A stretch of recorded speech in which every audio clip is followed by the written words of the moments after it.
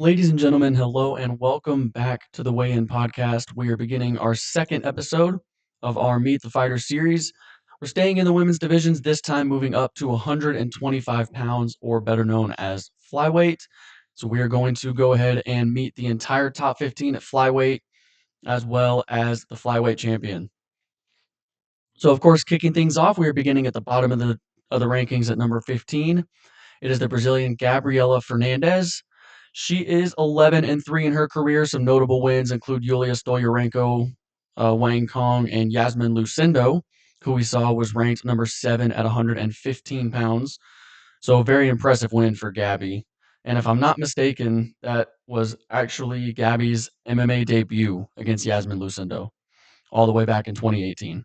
She is the former LFA flyweight champion, or the interim flyweight champion, I should say. She won that against Caroline Martins back in 2022. Pretty good submissions. I would say the majority of her career wins are by submission. I believe she has 4 in her career versus 2 TKOs. She did lose her UFC debut to Jasmine Jasdavicius. That is not a loss to be ashamed of at all. Lost her next fight as well to Teresa Bleda. But then she has won 3 straight, including 2 performance bonuses over Carly Judice and Wang Kong. Wang Kong, a very impressive win that has aged well so far. So Gabby Fernandez, definitely a name to keep an eye on. She is already 32 years old, but still trying to make her way up the division, and definitely a name to keep an eye on as we enter 2026. Next, we move on to the number 14 ranked contender. This is an American, the first of many in the top 15 at 125 pounds, and that is the veteran J.J. Aldrich out of Denver, Colorado. She is 14-7 in her career. Some notable wins for her include Andrea Lee, Montana De La Rosa, and Jillian Robertson, who we've seen at number 10 at 115 pounds. And you'll see quite a few fighters at 125 pounds have beaten Jillian. Like I said in the last episode, Jillian began her career at 125 and moved down. But nonetheless, a very impressive win for J.J. Aldrich over a prospect like Jillian Robertson. She is 33 and she has been in the UFC for a long time. She made her debut all the way back in 2016 against Juliana Lima. She does prefer to keep the fight standing. She can hold her own on the ground, but she definitely prefers to keep things in the striking realm. 79% of her wins in her career have come by way of decision, so not exactly the heaviest hands in the world, and doesn't really have much submission ability at all. She's never won by submission throughout her entire MMA career. I actually have seen her fight in person as well. I saw her fight Macy Barber in Nashville back in 2019, one of the events I went to, and I remember that fight. JJ trying to work her way up the division. I personally don't really see her becoming a legitimate threat at 125 pounds. Obviously, I root for everybody, so I hope the best for her. Hope she can prove me wrong, but as of present, it just seems like she loses to the best of the best. And even some of the fighters outside the top 15, she's had some tough losses. Has gone on some decent runs throughout her career. She did have a 3-fight win streak at one point in the UFC before running into Macy Barber, but just doesn't seem to be able to compete with the top fighters in her division. So we'll see if she can get some good wins in 2026 and move up the ladder. But for now, she sits at number 14. Now, coming in at 13, we have an interesting name to keep an eye on and a relatively young fighter working her way up the division, and that is Eduarda Mora. She is 12-1, a very impressive record. Some notable wins for her include Lauren Murphy, a former title challenger, and Veronica Hardy. She is the former demo fight strawweight and flyweight champion, so a double champ there. She did miss weight in her first 2 UFC fights, but it was at strawweight. She moved up to flyweight, won her next 2 fights that was against Hardy and Murphy. She's pretty well-rounded as well, and also has never lost by finish throughout her entire career. She's never been finished. Her only loss came by way of decision against Denise Gomes, a weight class down. And we've seen on the last episode, Denise Gomes is a legit prospect at 115 pounds, and Eduarda Mora lost a split decision to her. So very good fighter and a big name to keep an eye on. She's scheduled to fight Wang Kong on February 7th, and I think that's going to be a great fight. It's going to be a very interesting fight with 2 fighters working their way up the ladder. And Eduarda Mora, if she can win that, she has a real chance to crack the top 10 at some point in 2026. But speaking of her opponent, Wang Kong, that is who comes in at number 12, the Chinese Joker. She is 8-1, and she has a very decorated martial arts career, not necessarily in MMA, but she's working her way up the ladder in MMA. She's been fighting for a long time. She's already 33, but mainly a lot of her combat experiences come in kickboxing. She does have some good notable wins inside the UFC, including Ariana Lipski and Bruna Brazil. She did lose to Gabby Fernandez, who, as we saw, is ranked below her, but 3-1 inside the UFC. She is a former kickboxing world champion. She won it in Kunlun fight, and she actually beat Valentina Shevchenko in kickboxing, which is incredibly impressive. And for those who are in the know, the hardcores, you know how impressive that is. For the newbies, you'll see how impressive that is in just a little bit. Just stick around to the end of the video. She's drastically improving her grappling, though. It's been very impressive. She has won a fight by rear naked choke and guillotine earlier in her career before coming to the UFC. So she's good enough to at least hold her own on the ground. And as I mentioned, she is scheduled to fight Eduardo Mora on February 7th. So, in terms of the fighters trying to work their way up in this division, that fight is very, very important for the future of these two. Whether Wang Kong or Eduardo Mora wins, whoever wins that is very, very likely to finish the year ranked inside the top 10 at 125 pounds. Now, moving on to the final fighter ranked outside the top 10 that we'll see in this video, and that is Casey O'Neill. She is 10-2. Started off her career very, very hot inside the UFC. She was 9-0 through her first 9 professional fights before running into Jennifer Maia and Ariana Lipski. But some good notable wins: Luana Santos, the legend and the pioneer Roxanne Modafferi, and of course Antonina Shevchenko, Valentina's older sister. She was a champion outside the UFC and Eternal MMA at strawweight. She actually won that title in her pro debut, which is incredibly impressive after a 4-2 run as an amateur. She also has very strong grappling. She likes to take people down and she likes to control them on the ground, but she does have pretty good striking as well. Her ground and pound is very good as well. She's one of those, she's not just going to lay and prey on top of you. She does like to be active on top and really get some good strikes in. So Casey O'Neill, coming off 2 losses, she did get a nice little rebound win against Luana Santos in 2024.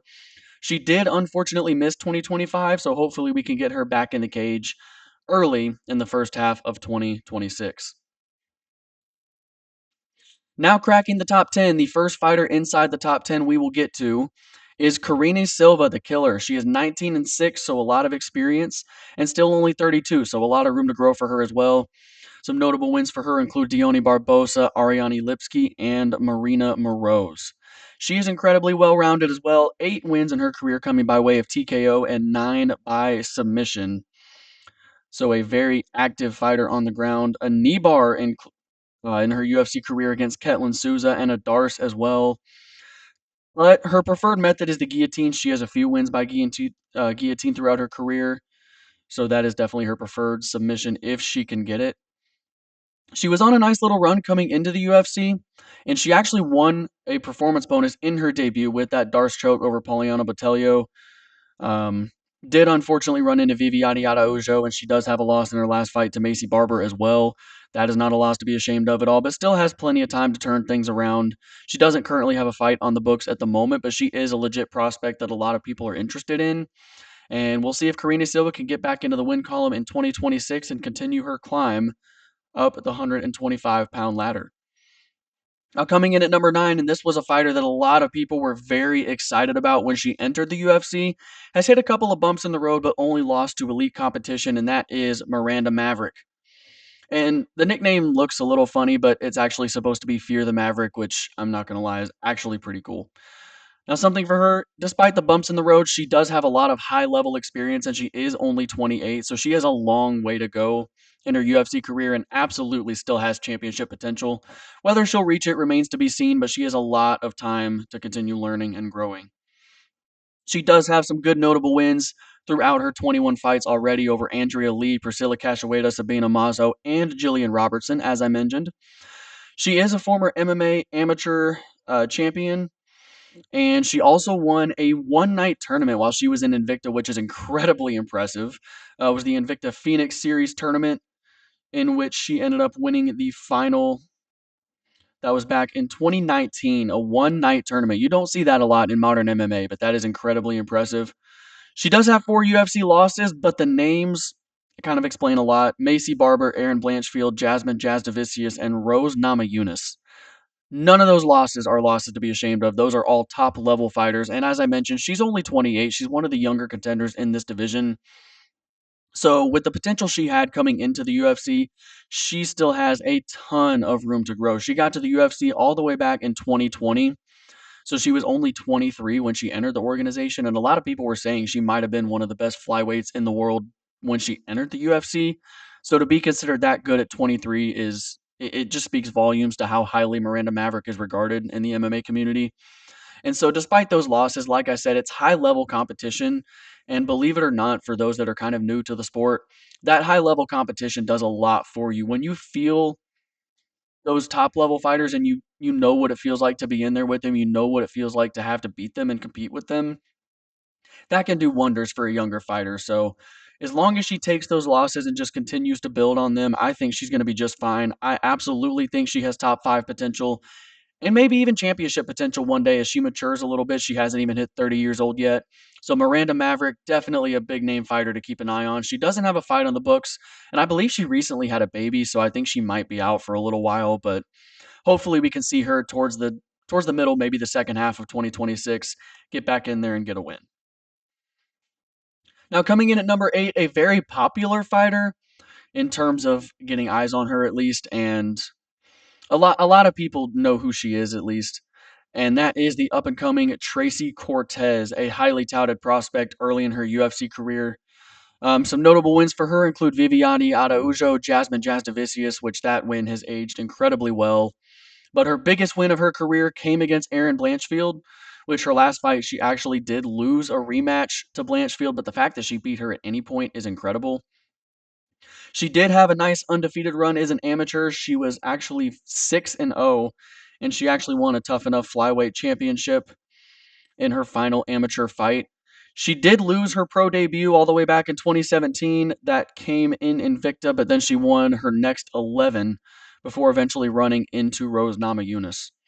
Now, something that's been a little bit of a criticism towards her is she does not finish a lot of fights. She's been finished twice, but only 2 of her 12 wins have come by way of finish. So she does go to decision quite a bit. 83% of the time she wins by decision.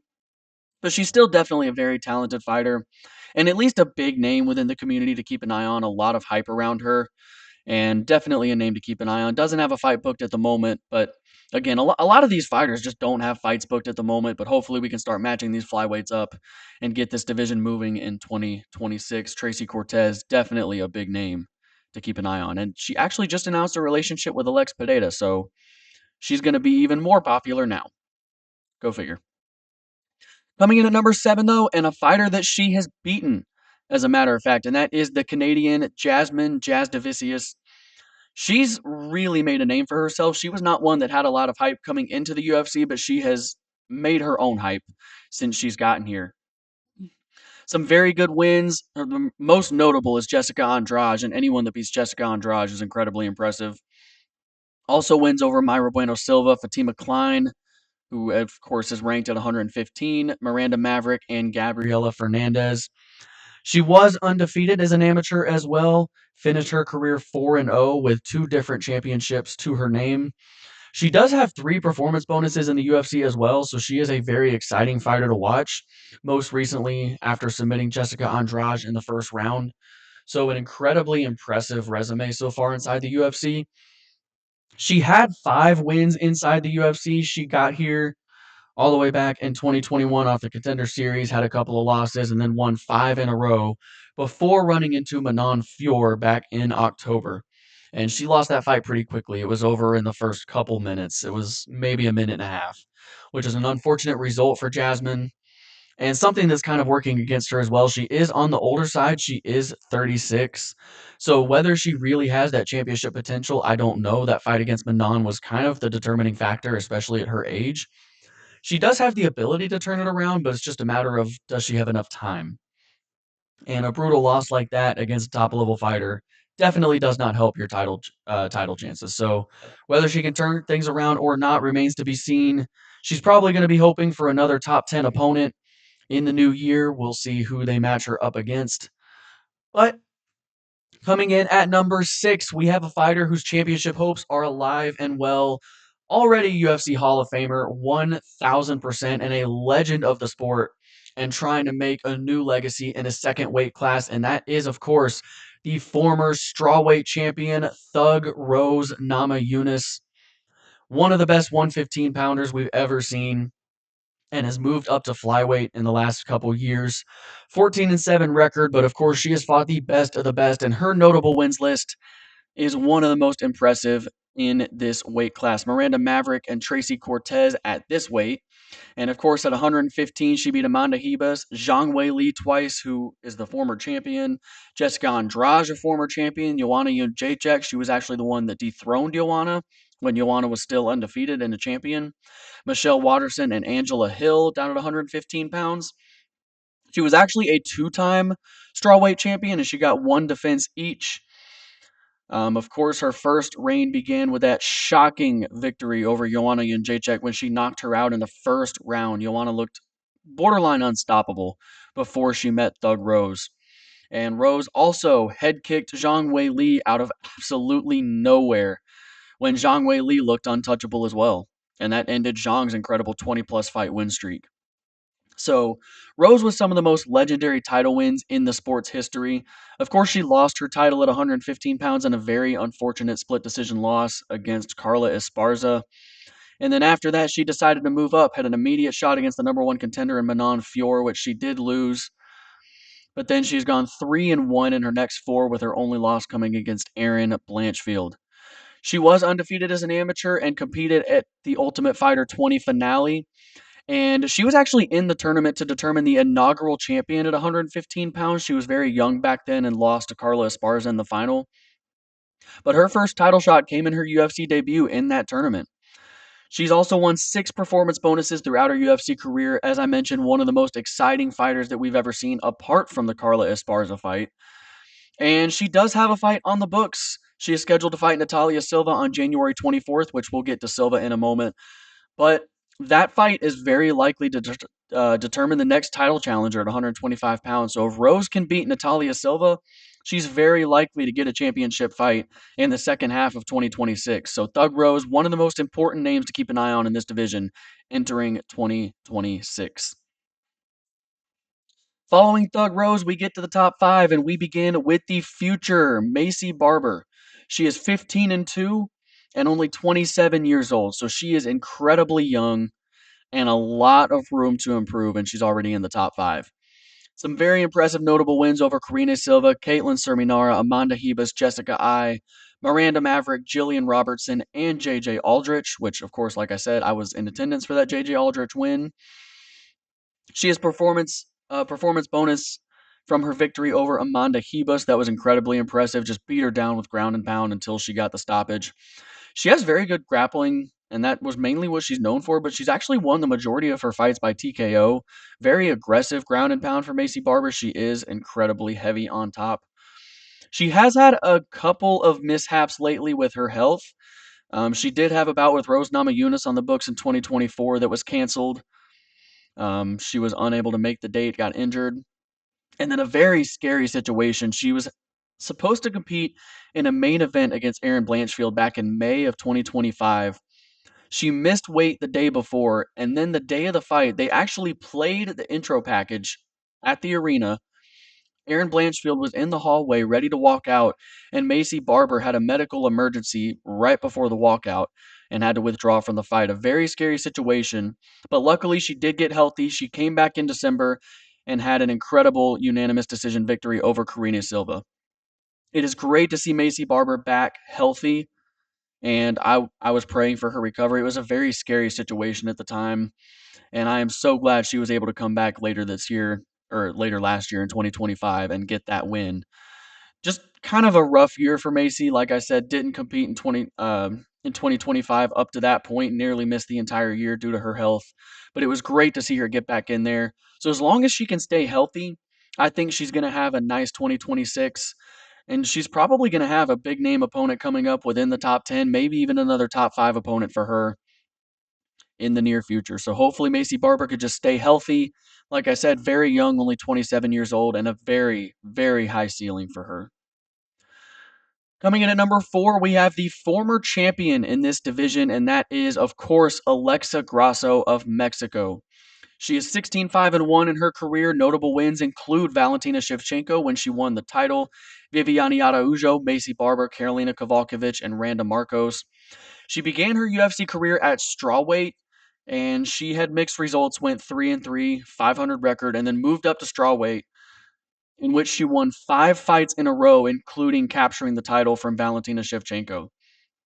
A legendary trilogy with Valentina. A lot of people thought she won the second fight against Valentina, but it was actually ruled a split draw, which technically is a title defense for the champion because she does retain the title.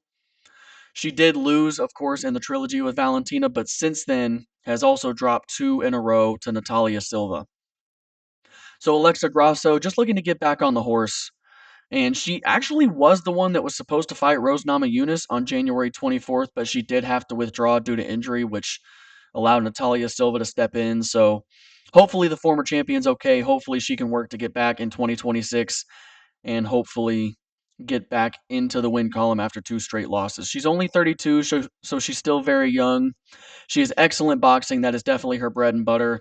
But actually submitted Valentina Shevchenko, so her ground game is coming along very nicely as well. One of the more underrated fighters. She kind of flew under the radar before winning her title and has become a fan favorite since. So, Alexa Grasso, one of the bigger names in this division, looking to get back in the win column at some point in 2026. Now, coming in at number 3 is another incredibly young fighter, only 26 years old, and I would say one of the most dangerous in this division. I absolutely believe she's going to be a champion one day, and that is cold-blooded Erin Blanchfield. She is 14-2, some incredible notable wins for her as well over Tracy Cortez, which was a rematch, Rose Namajunas, Tyler Santos, Jessica Andrade, Molly McCann, JJ Aldrich, and Miranda Maverick. And if I'm not mistaken, Maverick might have it was her second fight. I thought it was her debut, and I'm actually wrong on that. There's someone else she fought before Miranda. I can't remember exactly who, but Maverick was her second fight. That was when a lot of people were really welcome to Erin Blanchfield and their eyes kind of open like, wow, this girl's good, very good.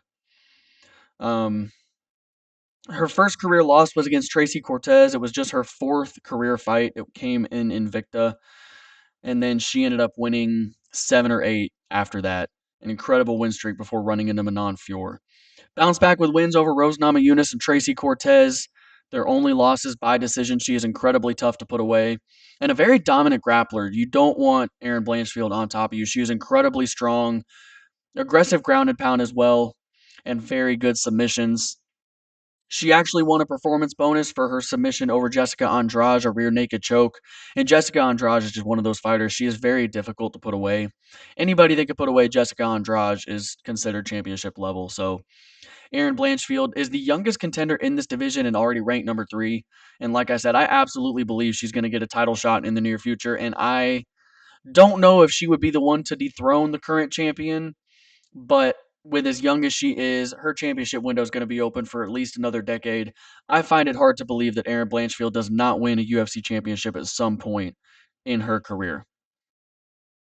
Now, moving on to the number 2 ranked contender, and this is one that we've mentioned already. She does have a fight on the books at the moment, and that is Natalia Silva. She is 19-5-1, and she is incredibly young as well, just 28. So, a lot of very young women that are going to be at the top of this division for a long time. Notable wins for her. Her most recent, the most impressive over the former champion Alexa Grasso, has also beaten Jessica Andrade, Viviana Ujo, and Jasmine Jasdavicius. She is the former Jungle Fight champion. She won that back in 2019 and defended it once. She is undefeated since coming to the UFC in 7 fights, so very impressive career for her. 2 UFC performance bonuses as well in her wins over Teresa Bledsoe and Jessica Andrade.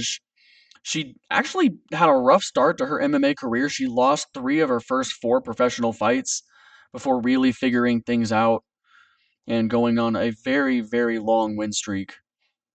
She actually hasn't lost a fight since 2017. She actually fought Marina Rodriguez in that fight on the regional scene.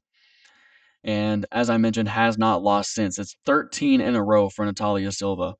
She's another one that I find it hard to believe that she wouldn't win a UFC title at some point.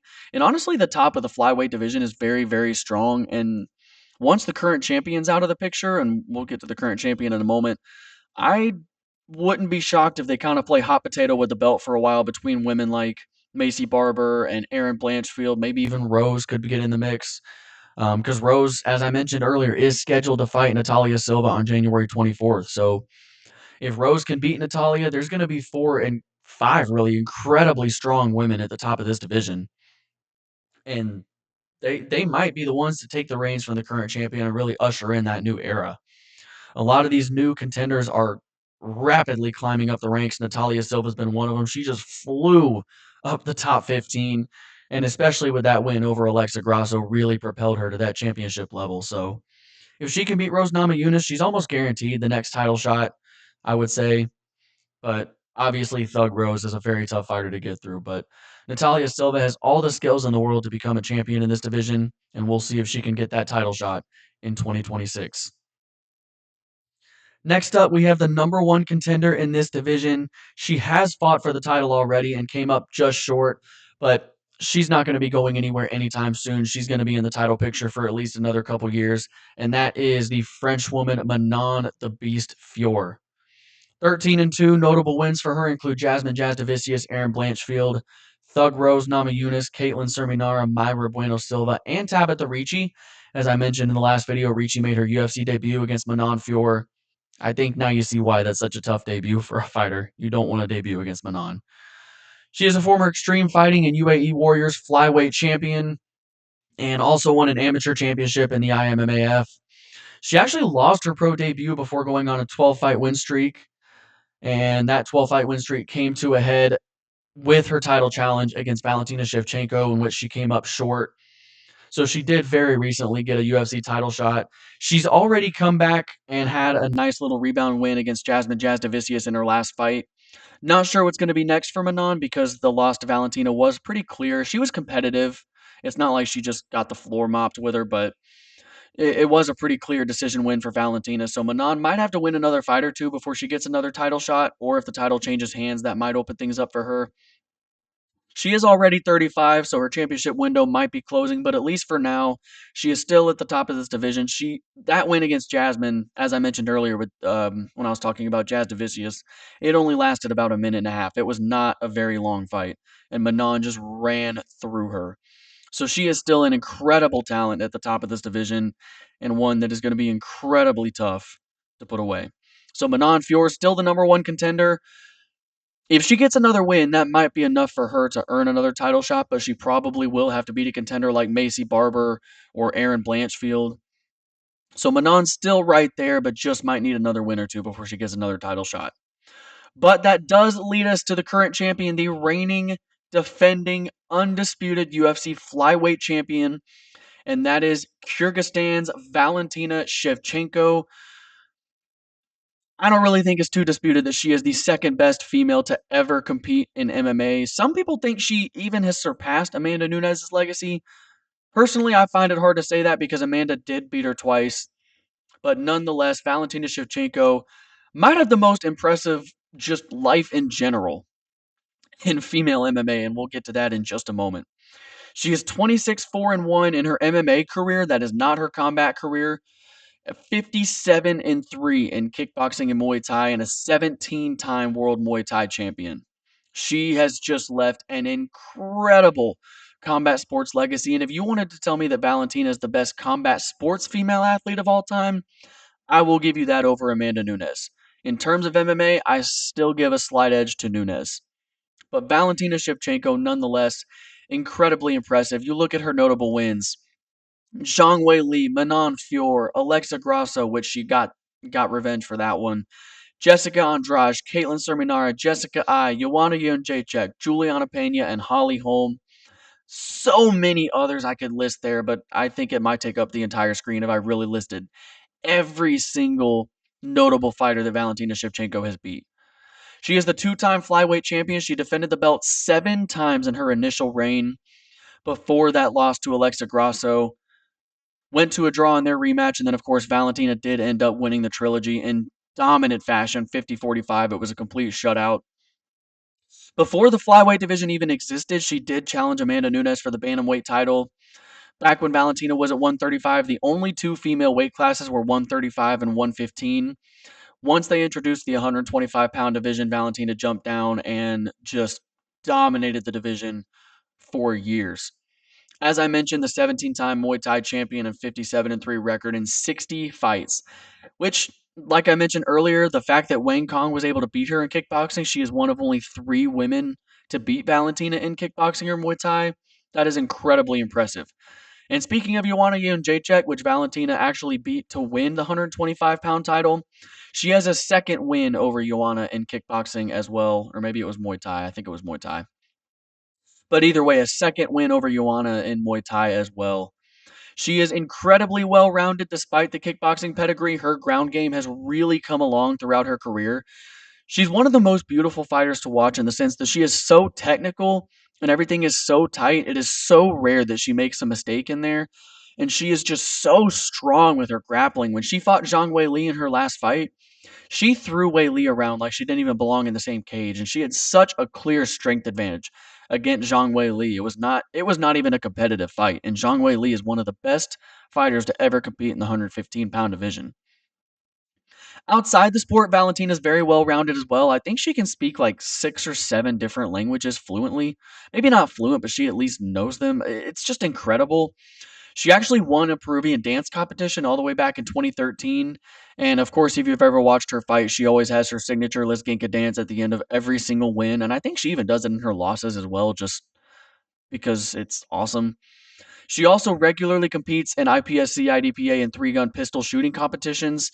That is actually where she got her nickname, The Bullet, and she does have a gun tattoo on her left hip. You can kind of see it in that photo peeking out above the belt. But she is very passionate about her shooting as well. You constantly see her in embedded episodes on Fight Week going to gun ranges with her head coach, Pavel. Pavel's actually the one that taught her how to shoot. He was a former soldier in the Soviet Army and, of course, has been her lifelong coach throughout her combat sports career. Just an incredible human being and one of the best ambassadors for the sport. It's honestly a shame that she's not more of a mainstream star just because of how incredible she is and how unique and interesting her entire life is. She likes to travel a lot too. You see her all the time posting on her social media about all the different places she's going to, travels the world any chance she gets, does a lot of her training camps in Thailand as well. She is just one of the most professional and greatest ambassadors that this sport has, and she really does deserve to be a lot more of a mainstream star than she is. She has some of the most incredible moments that we've ever seen in the female divisions. Her head kick of Jessica I, if you've never seen it, go do yourself a favor. That is one of the most disgusting knockouts I've ever seen. And I don't know exactly how much longer she's going to be on top of this division for. She is already 37 years old. But I mean, it's just tough to see a lot of fighters beating her. I mean, Alexa Grasso getting that win over her was incredible, but then she dominated Manon Fior, dominated Zhang Weili. There's been talks of her potentially moving up to 135 pounds and maybe challenging for the championship against the winner of Kayla Harrison and Amanda Nunes. And I would love to see that fight, but I'd also be really interested to see her against the winner of Natalia Silva and Rose Namajunas, or maybe even her against Erin Blanchfield. That'd be a great fight. So we'll see what Valentina decides to do, whether she moves up or stays at 125 and continues to defend her title. But honestly, she really doesn't have anything left to prove. She could retire today and be a lock for the Hall of Fame. Like I said, easily the second greatest women's MMA fighter of all time. There's an argument for her to be number one. I still personally have her below Amanda unless she goes up and beats her. If Amanda can beat Kayla Harrison, if Valentina moves up and beats Amanda, then maybe she could lay claim to it. But it doesn't really matter. Her legacy is set in stone. She will, no matter what, go down as one of the greatest female MMA fighters of all time and just an incredible fighter to complete our list today. One of the best champions the entire sport has to offer, and I cannot wait to see what's going to be next for her in 2026. But that's going to do it for the 125-pound division of Meet the Fighters. The 135-pound women's division will be next. That is bantamweight, and I look forward to seeing you guys then. Peace.